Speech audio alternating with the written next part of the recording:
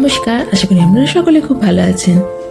প্রবাসের জীবন দৈনন্দিন ব্লগে আপনাদের সকলকে অনেক অনেক স্বাগত। এই যে কাল ছিল কালী পুজো, আর আজকে তার পরের দিন সকালবেলায় মা লেগে পড়েছে এত রান্নাবান্নার তোড়জোড় নিয়ে, আর বাপি মাকে হেল্প করে দিচ্ছে। এইসব কাজে আমার বাপি খুব এক্সপার্ট। ওই যে জয়ন্ত নিজের কাজ করছে, আর আমি বসে পড়েছি মাছ ধোয়া, চিংড়ি মাছ ভাজা, মাংস পরিষ্কার করা, এইসব কাজ নিয়ে যতটুকু মাকে হেল্প করা যায় আর কি। এখন বাড়িতে আছে বলতে জয়ন্ত আর আমার শাশুড়ি মা।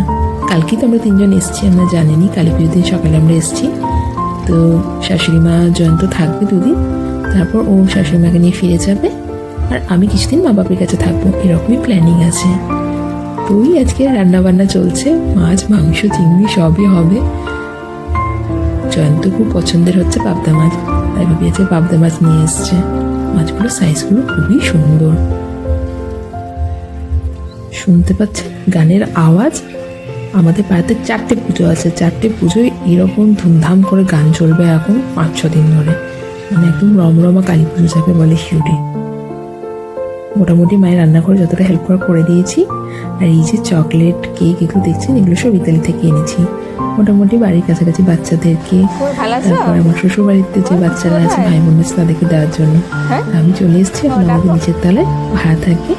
দুটো বাচ্চা আছে, ছেলে একটা মেয়ে। তো বাচ্চা ভাই বোন দুটোর জন্য কেক আর চকলেট নিয়ে চলে এসেছি। বাচ্চাটি খুবই মিষ্টি, এত কথা বলে পাকা পাকা। ওটুকু বাচ্চার যে এত জ্ঞান বুদ্ধি আমরাই দেখে অবাক হয়ে যায়। তো এই যে দেখছেন পাশে হচ্ছে আমাদের বাগান, বাগানে চলে এসেছি লেবু নিতে। কারণ মা বললো ম্যারিনেশনের জন্য মাংসের সাথে লেবু দিতে। তো ওই গাছে কয়েকটা দেখলাম পাকা পাকা লেবু রয়েছে, তাই একটু করে তুলে নিলাম। কি ভালো লাগে না গাছের ফল তুলতে। আমাদের বাগানে এটুকু জায়গাতে প্রচুর রকমের ফল ফুলের গাছ আছে, আপনাদেরকে দেখাবো অন্য একটা ব্লগে। তো চলুন, মোটামুটি 4টে মতো লেবু নিয়ে নিয়েছি, আর কয়েকটা লেবু পারবো বাড়ির জন্য দিয়ে দেবো। শাশুড়ি মা ভালোবাসেন, জয়ন্তও খুব ভালোবাসে, তো কয়েকটা দিয়ে দেবো। এই যে আমাদের লাঞ্চ রেডি। কত কিছু বানিয়েছে মা, আলু পোস্ত, শাক ভাজা ভুজি, মাছ মাংস, চিংড়ি পটল, চাটনি, পায়েস, দই, পাঁপড়। বাপরে, জামাই এসছে বলে কথা।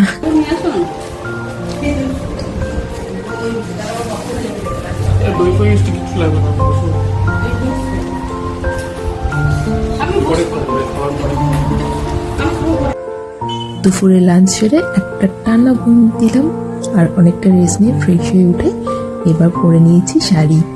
এই শাড়িটা দেখছেন যেটা, এটা আগের বছর পুজোয় বর্দি ভাই দিয়েছিল, মানে জয়ন্তর দিদি। তো শাড়িটার ব্লাউজ বানিয়ে রেডি করে রাখতে, আর সে বছর পরা হয়নি, তাই এবছর পরেছি আগের বছরের শাড়িটা, নতুন শাড়ি। তো যাই হোক, সবাই এখন রেডি হয়ে নিয়েছে, আমরা তো বেরোবো ঠাকুর দেখতে।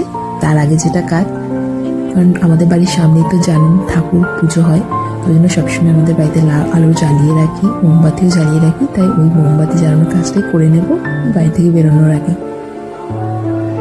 সকলকে জানাই প্রবাসী জীবন ব্লগের তরফ থেকে, আমরা জয়ন্তর পক্ষ থেকে শুভ দীপাবলি। সকলের পুজো খুব ভালো কাটুক, আনন্দে কাটুক। তো আমরা বাড়ির 5 জনে বেরিয়ে পড়েছি। পায়ে হাঁটা পথে যত সুন্দর সুন্দর আলো দেখানো যায় আপনাদেরকে দেখাবো। জানেনই তো দীপাবলি মানে আলোর মেলা, আর শিউরিতে এত পুজো, চারিদিকে এত আলো যে সেগুলো না দেখালেই নয়। আর কালকে তো আমরা মোটামুটি আমাদের কাছের ঠাকুরগুলো পায়ে হেঁটে দেখেছি, সেগুলো দেখিয়েছি আগের ব্লগে আপনাদের। আজকে ভেবেছি একটু দূরের দিকে যেগুলো পায়ে হেঁটে যাওয়া সম্ভব নয়, অতটা রাস্তা মারা পারবে না হাঁটতে, সেগুলো ভেবেছি টোটো করব, দিয়ে প্রায় পুরো শিউরিটা যে কভার করব, বেসিক্যালি মেন যে পুজোগুলো। তো চলুন।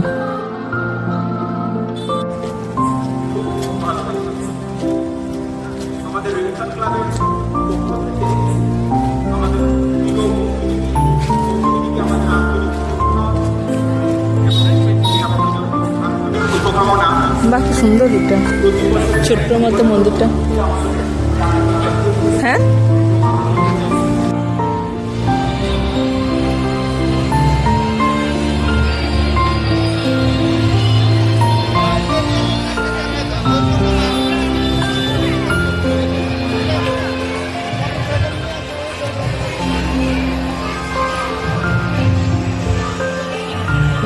তো রাস্তার টুকটাক ঠাকুর দেখতে দেখতে আমরা চলে এসেছি এখন শিউরি সবচেয়ে বড় 2 ঠাকুরের মধ্যে এক মন্দির, যেটা রবীন্দ্রপল্লী মা কালী মাতা মন্দির।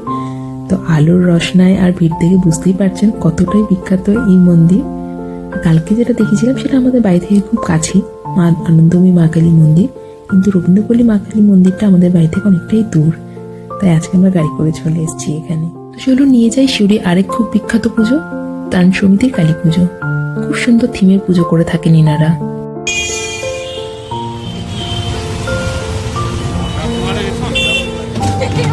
অন্ধকার পুরো।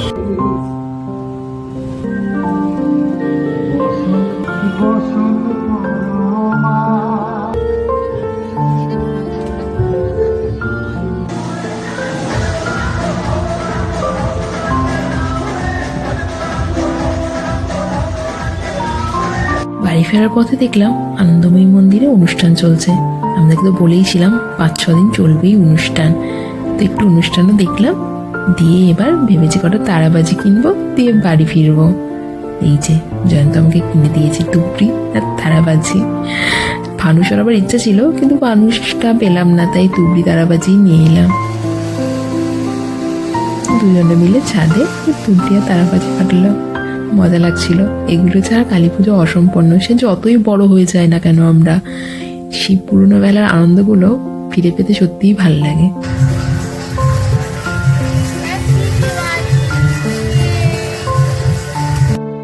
ওপাশে যখন দেখছিলাম দুর্গাপুজোয় সবাই কত মজা করছে নিজের বাড়িতে, আমি তখন এগুলো সত্যিই খুব মিস করছিলাম। তাই অপেক্ষা করেছিলাম কালী পুজোয় জয়ন্ত আমাকে নিয়ে আসবে, কথা দিয়েছিল। কালী পুজোয় তাই মন ভরে আনন্দ করেছি। এই যে পরের দিন সকালবেলা জয়ন্ত মাকে নিয়ে বাড়ি ফিরছে। টাটা।